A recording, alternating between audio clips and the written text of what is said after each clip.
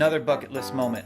If you've ever met me, I've shared this chocolate with you, and every time someone eats it, I go off on this whole thing, and then you're going to put it in your mouth, and you're going to be like, oh my God, that's the craziest thing I've ever tasted, and it is a perfect product, and it is made by a super genius. I met him around 2006 when he was debuting some of his products. He was working with this guy, David Wolfe, who wrote a book, Naked Chocolate, and this is Steve Adler from Sacred Chocolate.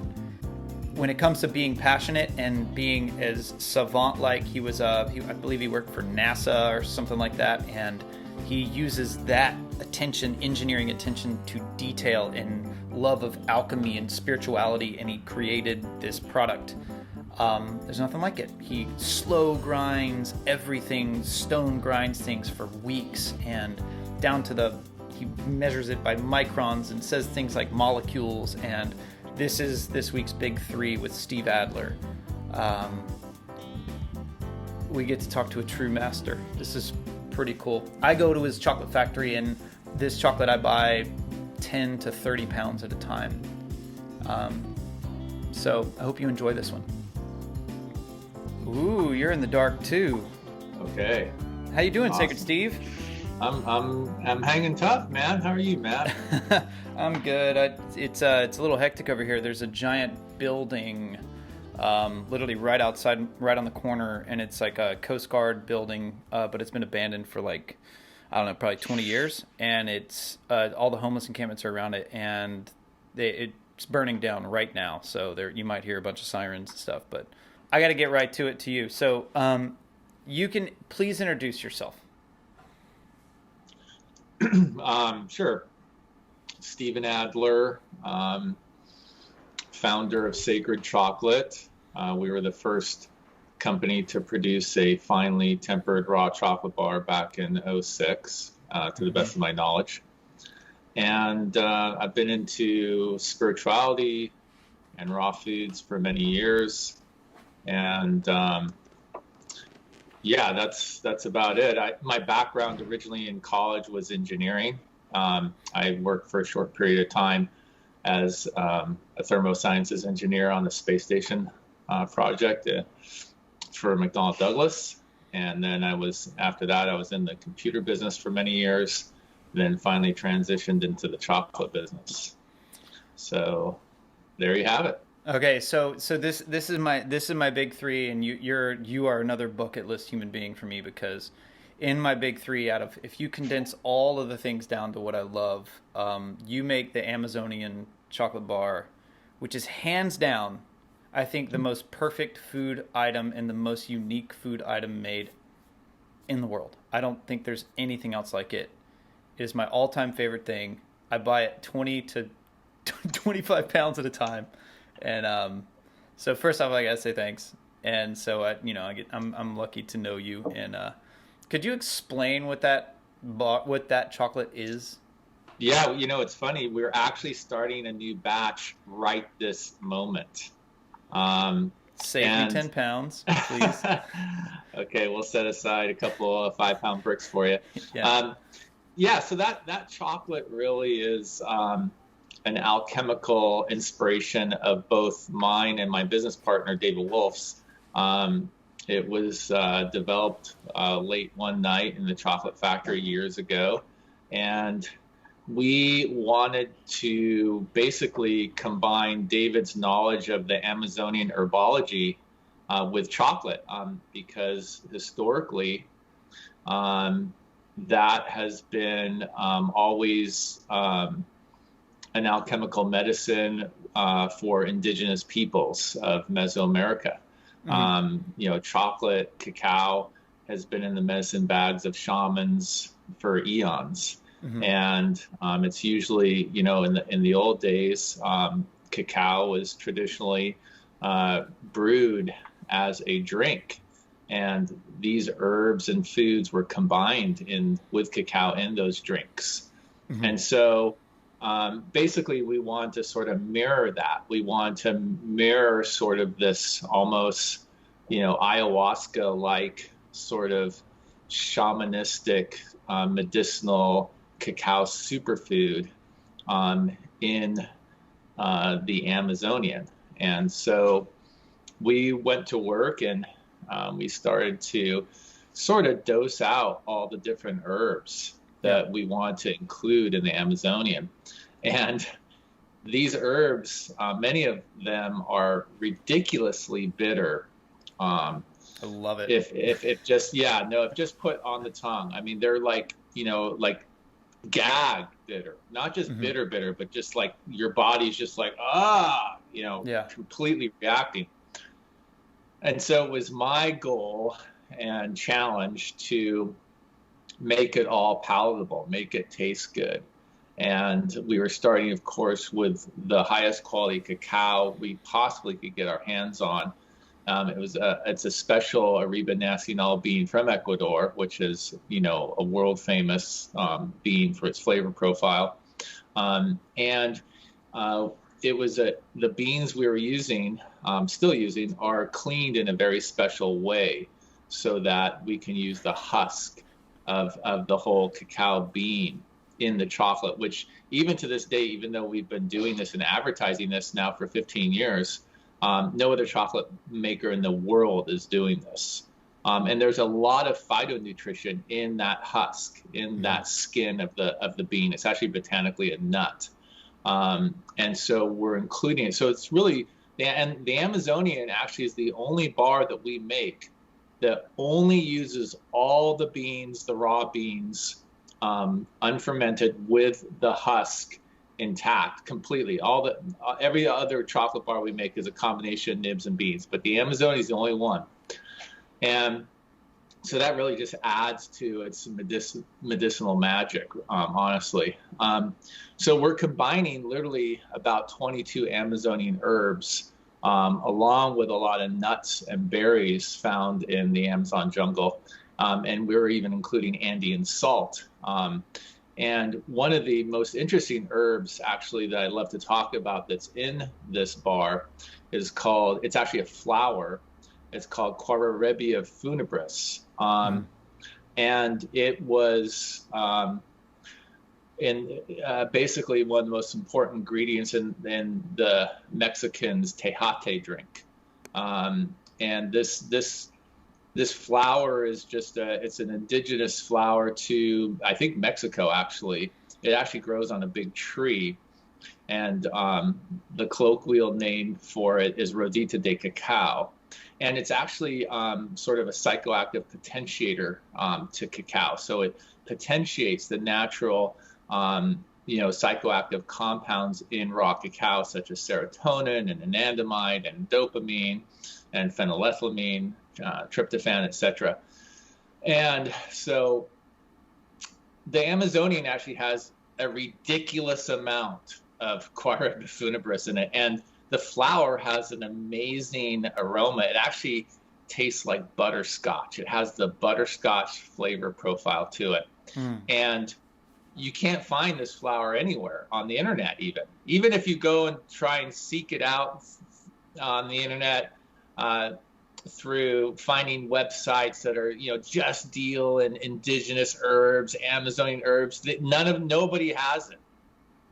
So we actually have a friend who goes down to Mexico and literally buys it from small, and it's not even farmed really. It's just, you've got to go and seek out the trees, and these trees are typically just growing in people's front yards and backyards, and literally you have to ask them, like, can we collect the flowers off your trees? We'll pay you. That's the kind of thing that is going on with the Amazonian. Seriously, I tell people all the time on, okay, so if you go into it, when I describe you to people, I'm like, you will never meet a human being that focuses on more details than Steve Adler is. But this explains why you're an engineer and you worked for NASA. And you just, it's so funny. I was at the debut of this, or one of the debuts in Fairfax. You and David Wolf were debuting the Amazonian chocolate, and I was out there with my buddy Chad Vandenberg, and we were there. And I just remember you were like, "There's nothing like it," and I ate it, and I was like, "Oh my god, well, this is my new thing." And that was, I think, 2006. It was around then, and it's been the only chocolate that I eat. ever since. Wow. Yeah. Yeah, Chad's a great buddy. He was crazy about the Amazonian too. Man, Hmm. he would buy it up like crazy. Um, so yeah, I don't know if I want to say anything more about the Amazonian. It's very special. It actually Yeah. takes 3 weeks to make from start to finish. Yeah, because you stone grind everything too, so you have to slowly grind it so you don't generate heat, right? Is that the deal? Yeah, that's right. It's a low temperature process. So we're doing a very low temperature stone grinding process, and it takes many, many days because literally there's tree bark in the chocolate. And when I say tree bark, I literally mean it's like wood. There's Hmm. wood chips in the Amazonia, and Wow. it takes weeks for that to get down to the sub 20 micron level.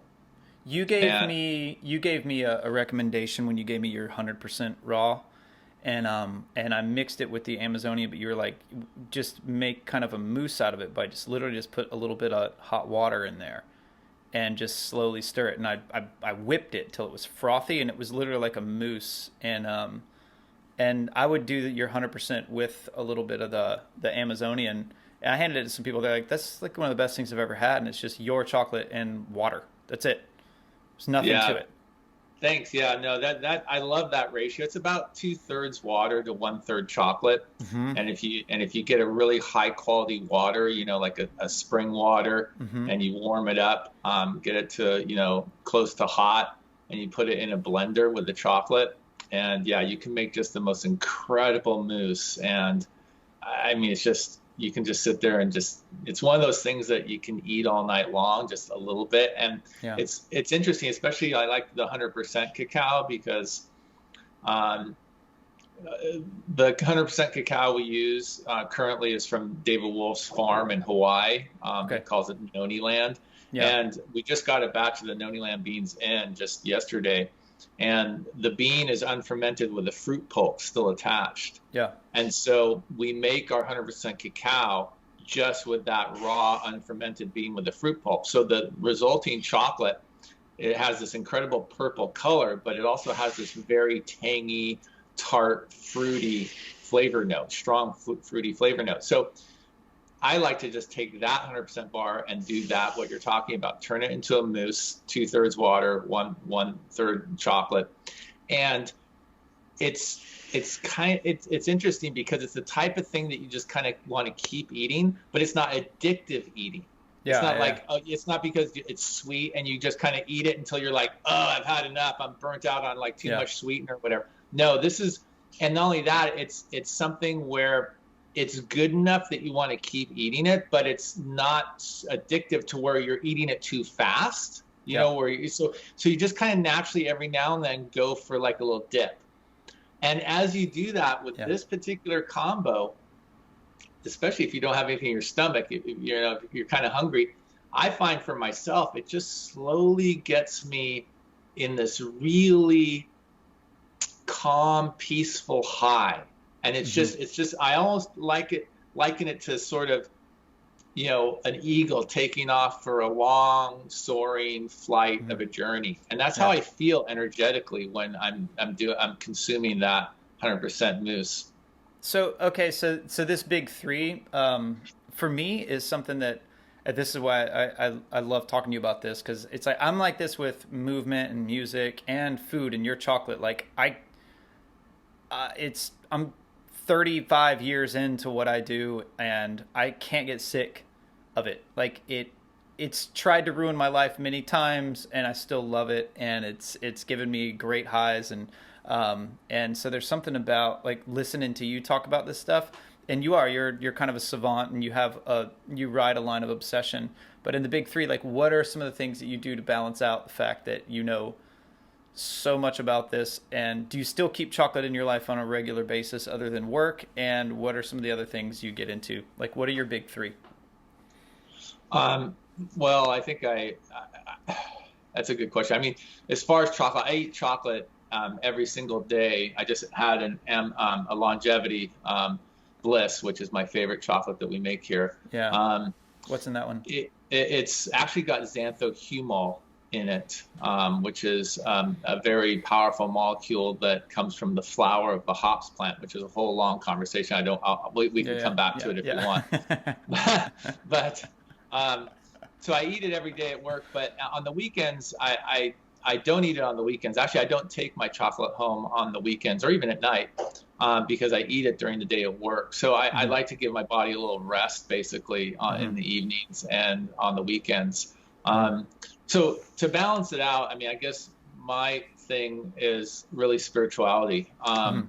You know, I consider myself a spiritual aspirant, meaning that I'm always seeking to get closer to God, bring God more into my reality 24/7.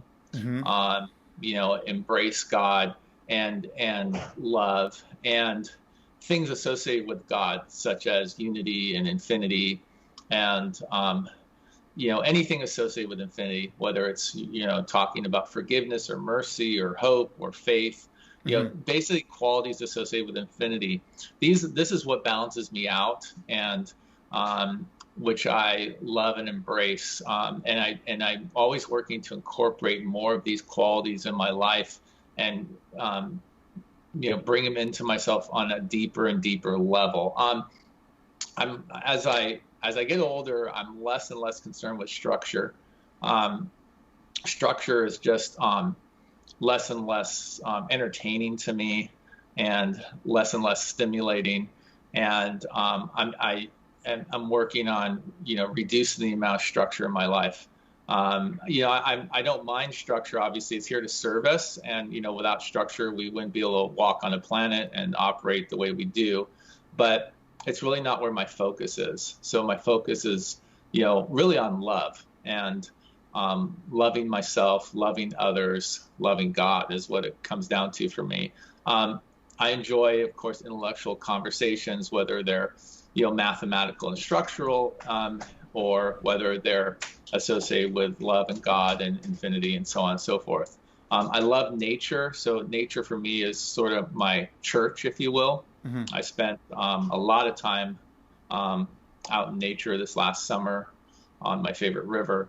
And so I love nature. So, you know, I guess you could say love is one of my big three. Nature is another big three of mine. And yeah, I would say exercise is a big one, just for balance. You know, I like to, obviously, I'm a little bit of a gym rat, so I love to be in the gym and work out and work my body. And so along those lines, I love dance. Obviously, the whole pandemic thing has put a kibosh on that, which has been a little challenging for me, since I love dance. That's sort of a spiritual path. So those, I would say, are some of my, you know, big threes. Okay, so you were talking about structure. It's funny. I was just having this conversation with kind of an engineer business guy, and he's turned into a life coach. And I was talking to him about he's kind of getting into movement and martial arts and spirituality and stuff like this. And I was telling him, I was like, no, it's architecture, and art is so many rules and so many structures. And once you learn them, then the last 5% is the rest of your life, and that's where you show up and your creativity shows up. And it seems like you're in one of those places now where you've done so much structural, you're so mathematical, everything you do has so many. I mean, it's building. I was described to it as like it's building a house. You know, it's like there are rules to building the house, but once the foundation is there and the walls are there and the structures are there, then you start creating. You create your family, you decorate it. You know, it's where you show up, and you know, it seems like that's where you are in your life. And how do you practice when you say you love nature and nature is your church and spirituality? Because I know chocolate is also part of that spiritual, or giving and sharing and food and stuff. But how do you practice this? You know, I mean, for me, going into nature for me is more about silence and meditation and communing. You know, yeah, it's really about communing with just the natural forces, the animals, the plant life, you know, the earth itself. You know, for me, that's what I mean when, like, I commune with nature. You know, so for some people, obviously, they just want to be on their mountain bikes on the trails, and that's communing with nature. You know, I don't feel like I need to make. I don't mind doing that. I mean, sure, that's fun for me. But for me, it's more of like dancing with nature. Yeah. I don't need to set goals around nature. Yeah. I don't need to, try and whatever, but everybody has their way. I'm not saying, obviously my way is better than anybody else's way. It's just what works for me. And yeah, as far as structure is concerned, like I said, structure is here to serve us. And I'm just at that point where I'm hesitant to be serving structure at this point. It's like if the structure is there to serve me, great. But I'm not really bowing to structure like maybe I used to when I was younger. It's funny. I just finished editing this course on stillness because I was doing this thing with this Qigong Sifu out of the Wudong Mountain, and we were talking about winter comes around and it's kind of bringing in the heat, and so summer and spring it's kind of about range of motion and athleticism, and then when winter comes around it's about storing and stillness and reflection and all these things, and so I'm releasing this kind of course that'll work out on stillness. And the thing about it is also whenever I run or whenever I'm in nature, I was told a long time ago, don't bring your headphones, just your breath is your music. Like when you're in there, you're not working out to, because I was that person. I wanted to get on not even a mountain bike. I wanted to get on like a dirt bike and go, fly through and jump. And I was just told, no, stop, be still, and just feel what it's like to train over here or to run through this area and just kind of jog and just feel. And that's what stillness helped. Like personally me. What's your Chinese zodiac? Chinese zodiac is the horse. Oh, you're a horse. Okay. Oh, that's why you work so hard. Yeah. I'm a triple fire horse, which means that if I had been born as a girl woman, you'd be dead. in China, years or decades, centuries ago, they would have just. Yeah, you're done. You're done. I'd be done. Yeah, no triple fire horse women allowed in China. No, just no single horse fire, like no single fire horse. Like, no, I mean, I remember learning about that from an Indonesian guy in Eastern Germany. And like right after the wall fell, I met this Indonesian dude and he was talking about how if he was a woman, he'd be dead. Yeah.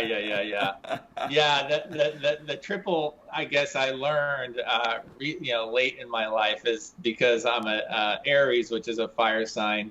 And then I'm the year of the fire horse. And then I was born in the morning, which is the fire time of the day. Yeah. So that makes me like, fire, pure fire, which it's funny because I don't feel like, somebody thinks of a triple fire horse as somebody who's wild and a maverick and uncontrollable, what blah, blah, blah, blah. And I guess a certain part of me is like that deep down inside. Yeah. But, I don't really display it much in life. You're a maverick. I hate to break it to you, man. I mean, you're fire. I mean, horse is that energy of like it wants to create and it wants to work. And I mean, everything you do is not only a creation, but it's a triple level creation. Like you didn't just make, like, you're not Dandelion Chocolate where you just made a chocolate bar from good chocolate. Like you went nuts, man. Yeah, like, I did go nuts. Like you're the only guy that has used the word molecule while describing their chocolate. You're right. Yeah. Yeah.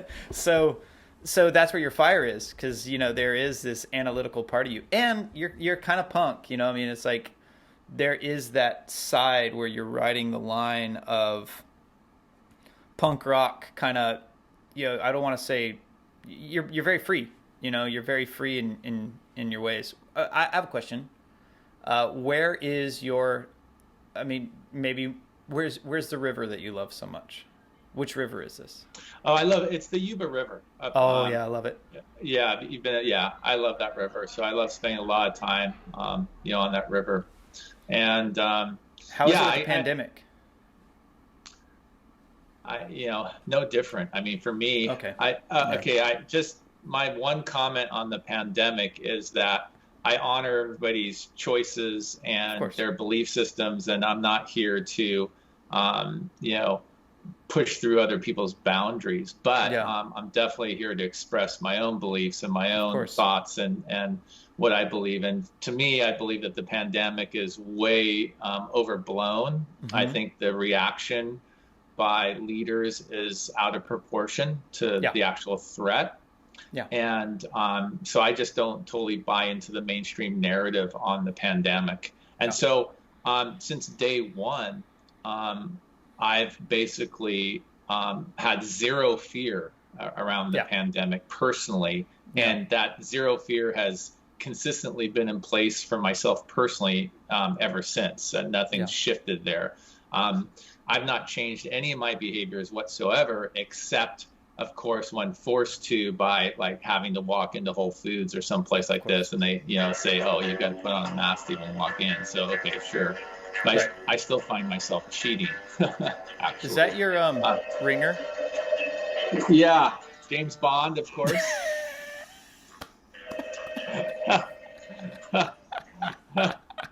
I was like, yeah, yeah. We're talking about how you're not a maverick, and yeah, and you're just Yeah, like, right. it I've got James Bond as a Freudian. ringer Yeah. on my phone. 007. Yeah. There. That's. By the way, Sean Connery just passed away. Boy, it was I know. that was a bummer to hear. But he had an illustrious life, I'm sure. Yeah, Sean Connery and I mean, two big ones, man. Sean Connery and Alex Trebek. You know what I Oh mean? Like, yeah, yeah, no, yeah. no word from Alex Trebek. It's kind of like, man, everyone loved that guy. I mean, even though I don't think I ever watched an episode of Jeopardy. I have a question I for watched a you. few. But I want to say something about the whole Maverick thing. I think Oh yeah, I hold your question, keep that yeah, thought. no But problem. I just want to say that I guess a lot of my Maverick energy now is starting to shift. I think I've mentioned this to you. We actually put Sacred Chocolate on the market for sale, so I'm looking to transition. I feel my chapter around chocolate and food is coming to a close. I Hmm. mean, I'll always love chocolate. It's always in my heart. I always love food, especially raw organic food. That's always in my heart. And I'm sure I'll always be creative in that area. But I feel in my heart that, I'm ready to move on to just other things in my life, Of completely course. different. And so my main focus, it hasn't been even a focus. It's just been a passion, really. It's just been my passion the last couple of years. And I think that's why I felt that the writing was on the wall for me as far as moving on, is actually the subject of the ego, not only the sacred heart and the spiritual heart within the center of your soul, but actually the ego. And I would say I'm starting to throw my triple fire horse energy towards literally demolishing the ego in humanity. Mm. It's really, to me, the root cause of well, it's basically equal to the human condition. I mean, the ego, I would say, is equivalent to the human condition. Yes. And so, my energy now is seems to be headed in that direction, basically working on, empowering people on a spiritual level, helping them open their hearts, helping themselves open their own hearts, and then also understanding on a deeper and deeper and deeper level exactly what the ego is and exactly how to, surrender it and ultimately dissolve it. Do you have an idea on how that's going to look, or are you just kind of slowly just kind of going with that? I have no idea on how exactly it's going to look. Yeah. It's just, like I said, it's just a passion of mine. Hmm. Um, but it's definitely my future. It's definitely that this is the area where I'll be spending, a huge portion of my energy in my life going forward. It's funny. This pandemic for me was a call was the perfect opportunity for me to shift. A few things lined up, and I was trying to do something very similar. And I was working with some young people, young artists, on this was, I guess, last year, and about literally almost a year ago, and it was on the ego. And I was talking to them about how the ego is a tool, but the problem it's also a tool that can override our subconscious and make us unconscious. And because I was talking to them about it, I'm like, if you go to a temple, if the ego wasn't involved in building that temple, they would just build a box and everyone would go there. So like there is ego in the service. So the ego was there to give the best service to it. But if you're in that moment of ego, if you're like yelling at everyone, you know, and it's turning you into a tyrant, then that's there's sort of these ways that we can be overrun by the ego, or the ego can ask us to give our best, give everything that we have, give our complete consciousness to something. And in that, I guess, meditation that I was having with those kids, it was a moment of letting them sort of understand that everything in our lives can be, you know, a tool to help us build better consciousness. And but I like what you're saying, because I do feel that the false idol worship is the thing that's going to bring us all down. Like that was one of the things that has been mentioned for decades. Is, you know, Western culture is a byproduct of, you know, is it in pain due to its worshiping false idols, right? Fame and attention and money and all of these things that are just they're false, they're fake. Youth, you know, we worship youth. Like that is always leaving. Like, how are you worshiping something that is constantly this is the ego. So yeah. So, and I'd love to bring a distinction to what you just said about the temple, because I hear what you say, and also I think that you know, there's a fine line there. There's an egoic aspect of what you're talking about there, but ultimately, what creates, I believe, a temple that's beautiful and long-lasting is actually the love that was there that wanted to create the temple in the first place, and the creativity and the passion. If it's strictly an egoic thing,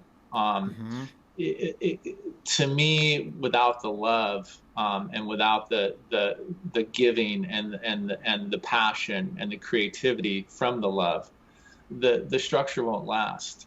Without the love, the structure will crumble. The structure will decay over time, and it'll decay energetically. It'll decay physically. It'll decay because people don't feel the love there. And even though it was built up as some great castle or some great temple or some great structure, eventually the cobwebs will come. And so that's all I want to say, is that that's a huge, you know, distinction, you know, because people can say, well, yeah, but it was the ego that built this temple, and so therefore the ego is great. But see, the ego is very slippery. Yeah. The ego is literally the slipperiest character you will ever face in your life, guaranteed. It will do everything in its power to convince you that it is supposed to be where it is, and that it's valuable, and that you can't live without it. And that's the ego. and that's the ego. Exactly. Yeah. Exactly. Basically, the way I view the ego is I like to separate from the mind, because the mind in its pure form is just a logic machine. It really has no it actually really doesn't even have a sense of judgment. It just is following logic. The ego is the judger. I say judgment is the sword of the ego.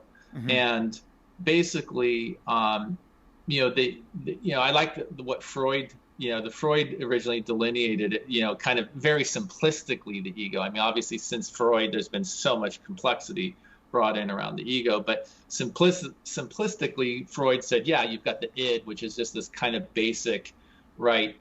The id part of the ego is that part of the ego that's just concerned with pleasure and pain, right? It's like making sure you're going to live, making sure that you're going to be fed, that you want, that you're going to have sex. It's all this sort of survival aspects of your being is associated. That's the part of your ego called the id. Then there's the ego itself, which I kind of liken to sort of this teenager, which I'll get back to. And then there's this superego. So kind of Freud said, hey, you've got this superego, the ego, and the id. And the superego is this sort of like usually instilled by your parents, hopefully, if you had good parents, and it's things like ethics, right? So the superego is really your container of ethics and principles. And the ego is this interesting character that's constantly trying to keep both the id and the superego happy at the same time. So as a result, the ego is in this very sort of difficult position. It's in this sort of quandary where it's like, trying to get away with as much as it can get away with on a pleasure pain basis, and yet keep the superego happy and sort of accountable. And, this is the way Freud, kind of portrayed it. But to me, it's much more simple than that. I like to take it down to a very, very, very simple level. And to me, the ego is just the mind's self-generated protection system that the mind uses to defend the mind's investments in structure. So in other words, like the mind gets invested in structure. That structure could be anything from your physical body, your own life, to other structures in life that you're invested in, whether it's money or property or ideologies or self-images. Now, the most insidious structures that the mind gets invested in are identities. So it's your own identity, your identity of being a good father, being a good martial artist, being a hero, being this.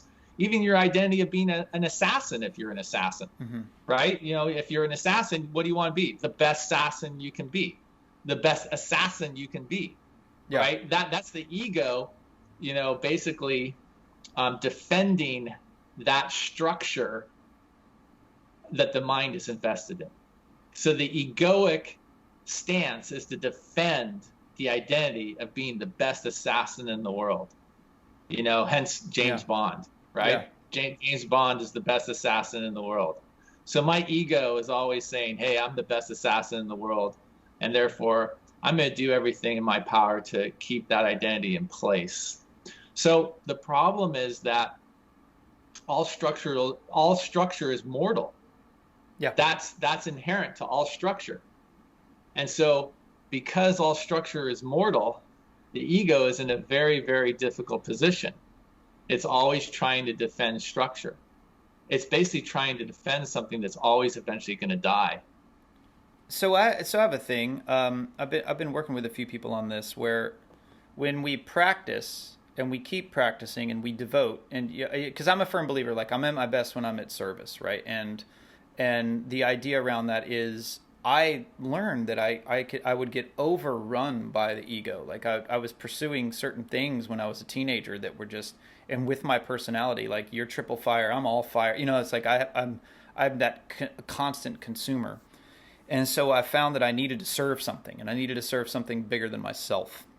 When that started happening, then I started having this infinite energy to serve, right? And it fed this kind of joy, and because the ego is this thing that kind of overrides my consciousness, right?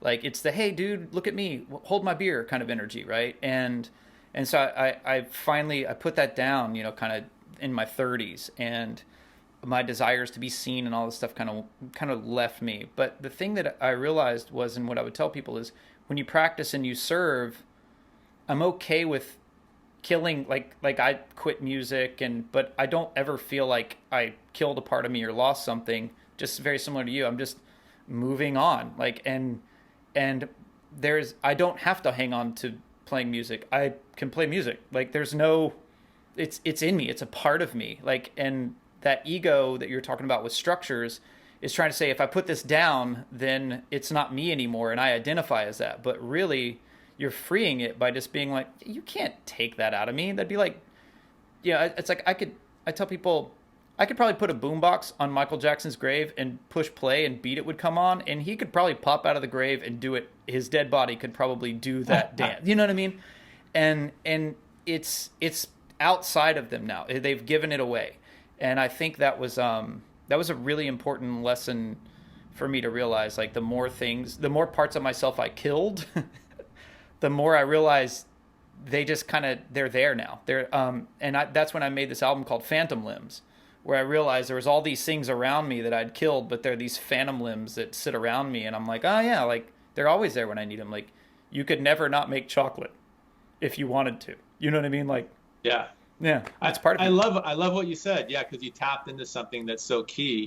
Basically service. Mm-hmm. Doing things that basically squash or dissolve or surrender or melt the ego. One of them is service. It's basically your greatness is measured by what you give, not what you can contain. And Yeah. so the ego wants to contain things. It wants to contain identities and images. It wants to contain structure. It wants to Yeah. the demeanor of the ego is one of conservatism and conservation, because the fact that all structures are mortal. And so it's like Yeah. trying to keep those structures alive as far and as long as possible. The mind, pure mind, doesn't really care, because pure mind is just, like I said, logical, and it's just going to say, Yeah. oh, here's the structure, it's going to serve me. So the structure of the identity of being a good father is great, because if you have the identity of being a good father, well, you're probably going to do all the great things that a good father is going to do, you Yeah. know? And so that's wonderful. So that identity serves you, but you just have to kind of understand that, hey, it's serving me for a period of time. Eventually this identity is going to die, and I Yeah. have to be okay with that. You know, it's like Mhm. eventually, and as you basically, death is just a clearinghouse for mistaken Yeah. identities. Yeah. I mean, the only one true identity that we all are or have is just the love that we are. You are just a unique ray of love that's unique to you, that's born of God, and that unique frequency will always exist forever in the universe, and Yeah. it'll go on to fulfill its covenants with God, whatever those covenants are. Same with me, same with everybody else. And so this level of existence that we're in, planet Earth, is just a playground for us to learn lessons and to further God's creation in this dimension. So we choose. Okay, we're going to incarnate in this dimension to then learn whatever lessons for our personal growth, which usually come into, since we're in such a dense environment, Earth is relatively dense, we're always dealing with conflicting structures. And these conflicting structures allow us to grow in both faith and consciousness simultaneously. So without these intense conflicts, we wouldn't be able to grow simultaneously in both faith and consciousness. But as that happens, eventually we don't even have to deal with these conflicts anymore. As our faith and our consciousness grows to a certain level, we can surrender all the conflicts. We can let go of all the structures that aren't serving. And then we just became, like you said, we become a free-flowing being, where it's like, oh, music is with me now, great, I'll be a musician. I'll do what martial arts is here now, I'm going to do martial arts. Chocolate is here now, I'm going to do chocolate. But you're not, you're dancing with existence. You're dancing with reality. You're not attached to it. You're not trying to contain it. If anything, you're just looking to give it away and create with God and further that creation. See how it can be all that it can be, right? So it's probably from a martial artist's point of view, which I know you have a very, very strong background in. It's probably the same sort of concept of flowing with the Qigong, right? If you're doing it, if you're a Qigong master or a Tai Chi master, right? You're flowing with the love that you are and the love that existence is providing you. You said something that I did a mediation and right outside of DC, and it went really well. And they were asking what I was doing, and I was like, it was two kind of sides pitted against each other, and at no point did I have a conversation with anyone that wasn't focused on what each person can contribute. I was never like, we're going to take this from you. It was like, but you can do this and you can do this. And they were like, yeah. And then when we were talking about service, what I realized was, I think the thing that we're not focusing on right now is the next level of service. And this goes back to the temples, is anonymous service. Like, they would just see a piece of something on the ground and pick it up, or do a dish, or fix something, and nothing, it's like, I'm not doing it for the photo op. I'm not, it's like, it gives you this kind of resonance, this kind of vibration of like, I've contributed to this. And, it's like being a parent. Like, you do a lot of things for the kids, but you're not standing there like, I did, it's like, and anonymous service, I think is, and focusing on what we can contribute. And in the world of equality, like genuinely knowing that the plumber is extremely important, and they're anonymously doing things around us that are keeping us very safe and healthy all the time, and say thanks, And so, I love what you're saying, man. Yeah. I thanks for saying that. Yeah, I mean, there's nothing. I mean, I literally put a Facebook post literally about a week ago on my Facebook saying, that anonymous service Oh, is it literally, I know, no, no, I mean, it's everything's yeah, it's synchronistic, right? I literally it's said yeah, anonymous service is basically the grace of God. it I is, mean, it is, it's literally, it's that, it's such a high frequency yeah. that it's like when you're doing anonymous service, it's literally like the grace of God You're in your is most powerful literally, place. you are, That you is, are, yeah, it's just, you are literally one with the will of God. You yeah, are fulfilling your covenant with God. Whatever you're yeah, doing, whatever that service is, it's like you are truly following your heart. You're hmm, truly following the love that's flowing through your heart. And it is so powerful, and it's so felt throughout the one spirit, and it uplifts everything and yeah, everybody. And they don't even know it, right. that they can feel it, but they don't even know it. It's And that, sometimes they do know it, and they go, wow, I feel this and I can't yeah, even believe it. It's like, I can't believe that you're like, have you ever gotten to a point where all of a sudden you're in a really tight spot, whatever it is, and then all of a sudden you're like, you don't know how you're going to get out of it. It's hmm, like this is really bad. And oh, then all the time, all of a sudden somebody shows up yeah, and they literally save your life. hmm, And the gratitude that you have, it's like literally that God's grace feeling. It's like wow. It's like it affects you for your whole life. I've had hmm. those moments in my life. Yeah, it's. I just had this conversation with my mother today because she was inquiring about how many times in my life, like she's heard all these stories about me, Huh. and she's like, why didn't I know about this? And I'm like, it wasn't a problem. She's like, that was a problem. Yeah, it wasn't a problem. I have good relationships. You know what I mean? Yeah. Things, and I'm like, I have a lot of trust. I've done a lot of things for.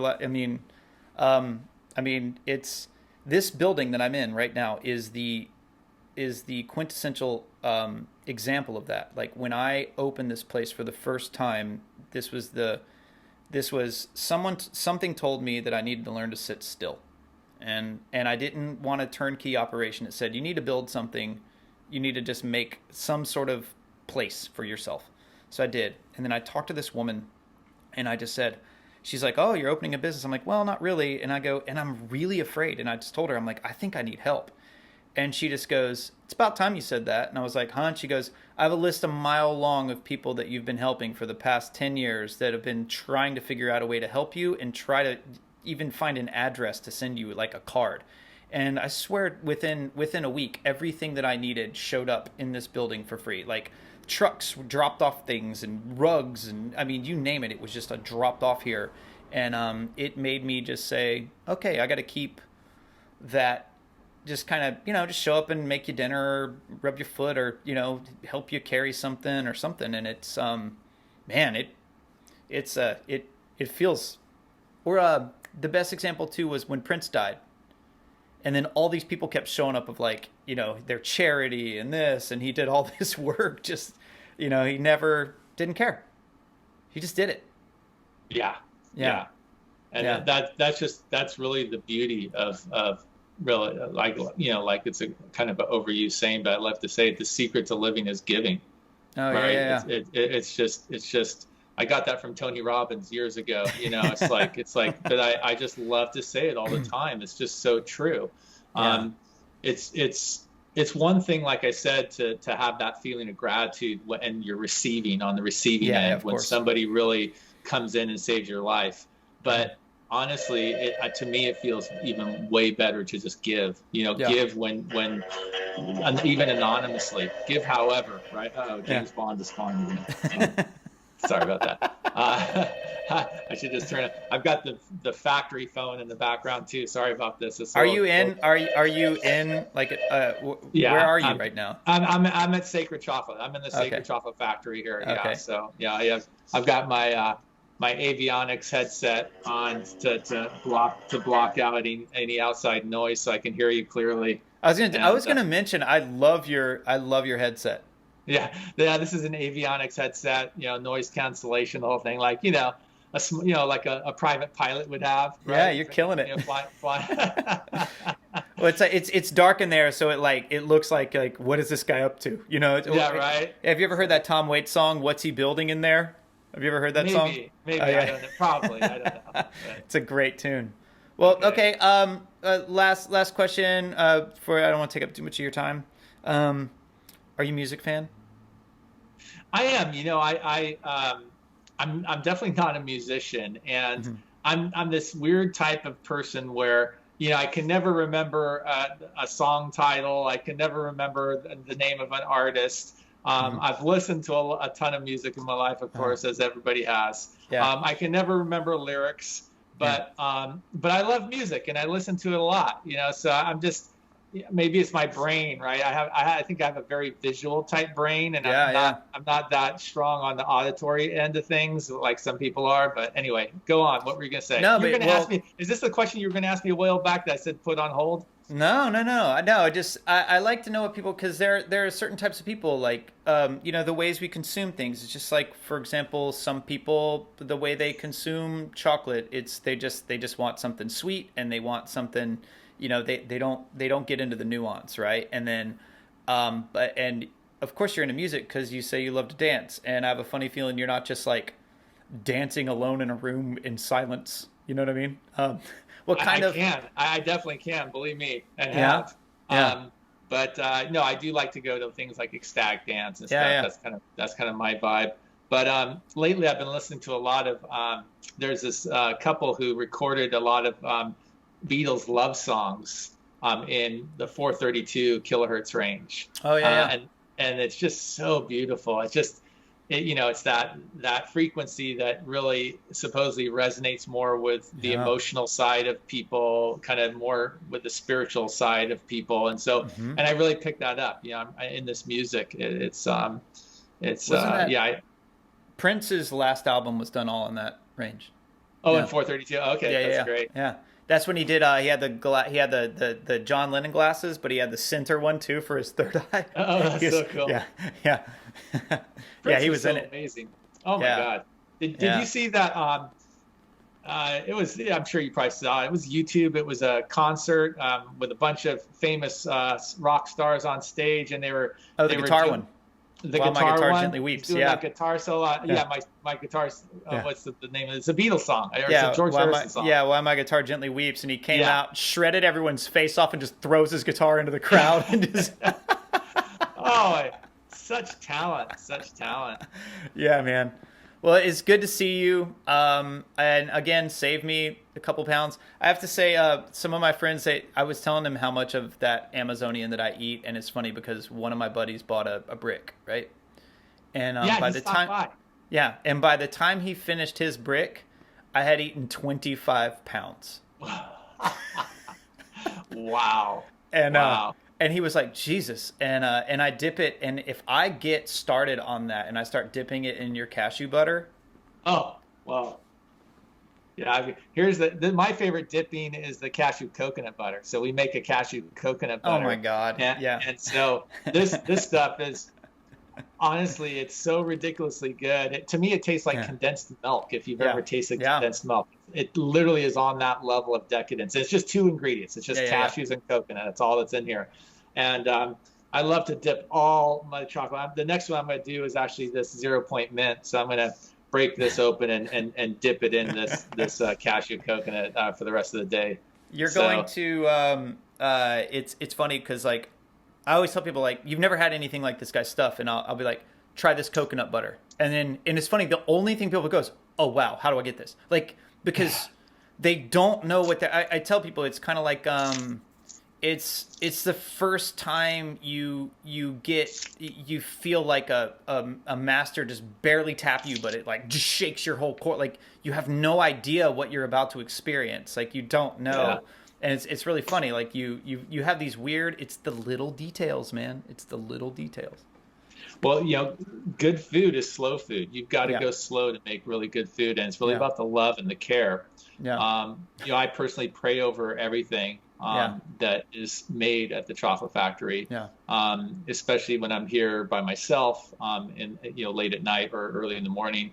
I'm rarely here early in the morning. I'm a night owl, so I'm around the machines. I check the machines, and yeah, even the coconut butter is ground. In this one, it's ground for many days, yeah, and the key, of course, is to have the highest quality virgin organic coconut that you can possibly get. Not most coconut actually has been pre-pressed at least once to extract some of the oil because there's so much oil in it. But if you get extra super virgin that's never been pre-pressed, and then you get a slow temperature dehydration, and then you take that and you stone grind it for many days, you get that ridiculous decadence that can happen. And the thing is, in those scenarios, all the oil has been extracted and all those particles have been micronized, like chocolate all the way down below 20 microns.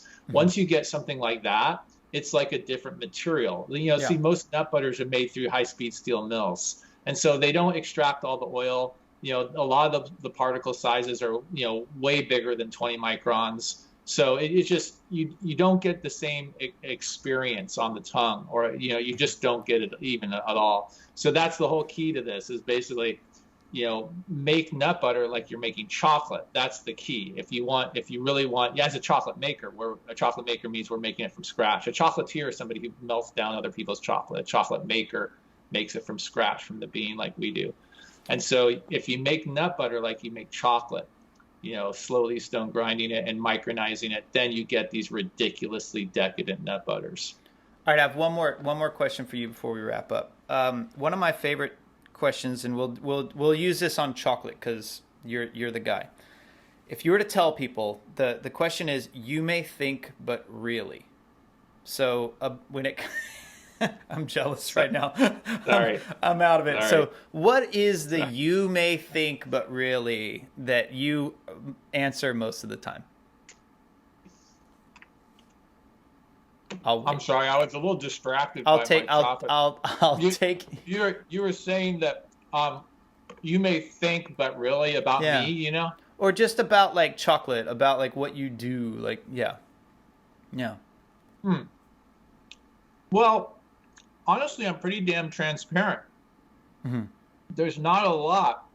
I mean, some people may think that there's some sort of like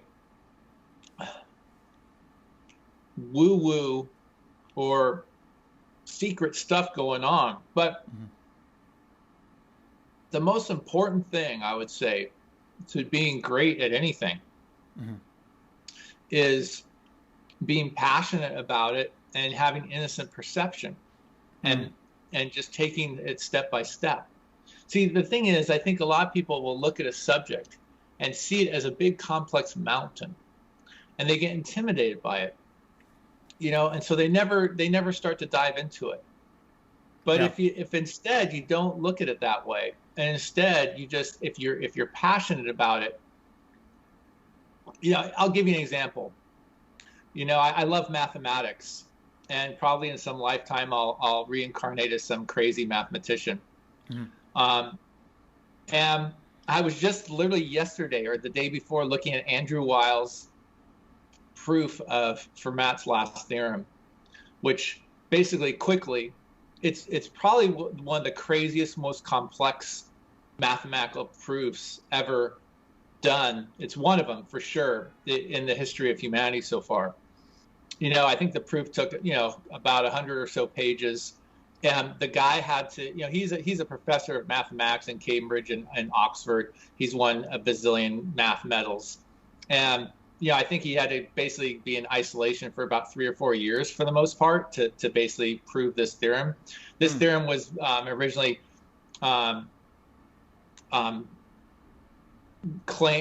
declared by Fermat, who was a famous mathematician, centuries ago. And basically, quickly, it just means that, most people know Pythagorean theorem, right? A squared plus B squared equals C squared on a right triangle, right? You kind of learn that in geometry or whatever if you took math, right? So Fermat's last theorem states that, for that same formula where you have, A squared plus B squared plus equals C squared, if you change the two, right, that little exponent, the twos, if you change that to any other integer, 3, 4, 5, 6, 7, 8, 9, 10, blah, blah, whatever, it doesn't matter. For any integer, you can never find a combination where that equation's true.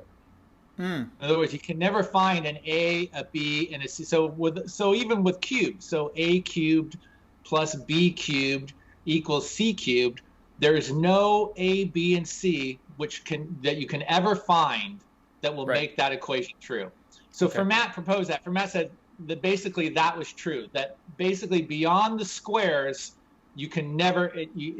And so then nobody could ever prove that for hundreds of years. They didn't even have the mathematical tools. Anyway, this guy, used all these subsequently developed mathematical areas and tools and subjects to eventually do this ridiculous, complex way of proving it finally back in the mid-90s.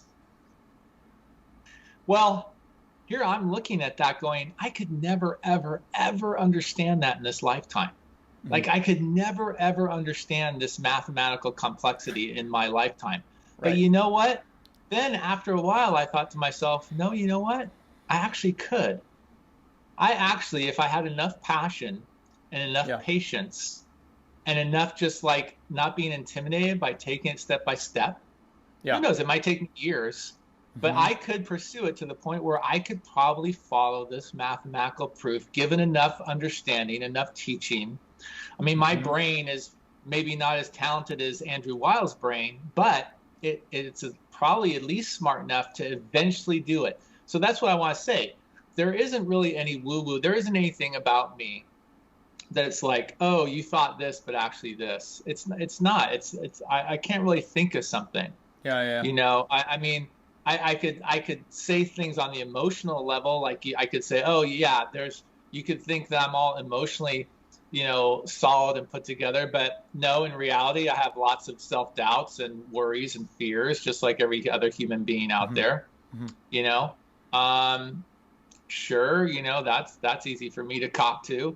As far as techniques or stuff like that, not really. I mean, I've probably maybe had a few insights here and there. I do have an intuition when it comes to fluids and heat transfer. I think I had some past life as an alchemist, or somebody once said I was the daughter of a medieval alchemist. I tend to believe that. Yeah. Some past life. I rarely believe stuff like that, but I would totally believe that about you. Yeah. Knowing you, I was like, that makes sense. And I finally figured out this last year that the alchemist was David Wolf, my business partner. Oh, yeah. All right, what's the you may think but really about chocolate? What is one misconception or one thing that people might not know about chocolate? Well, most people don't know how chocolate's made. Oh, this is very simple. You make chocolate the same way you make peanut butter. Chocolate is just a nut. It's a high oil. Well, it's not even a high oil. It's just a regular nut. In other words, most nuts contain about 50% fat or oil. Okay. And the way you make peanut butter or any nut butter is you just grind it, and what you're doing is you're pressing the oil out of it. So basically, chocolate is the same as peanut butter. You're just taking that cacao bean nut and you're grinding it into a paste like peanut butter. Okay. The only difference is you're typically adding some other ingredients like sugar or whatever, vanilla or whatever else you're going to add. Okay. And the only other thing that's different is the butter or oil of chocolate starts to solidify once the temperature gets down below about 85 degrees. Yeah. So if it's not really hot, you've got something that actually solidifies, like this little piece of chocolate here, right? But once you get up high, it becomes a more fluid, like peanut butter or almond butter or anything like that.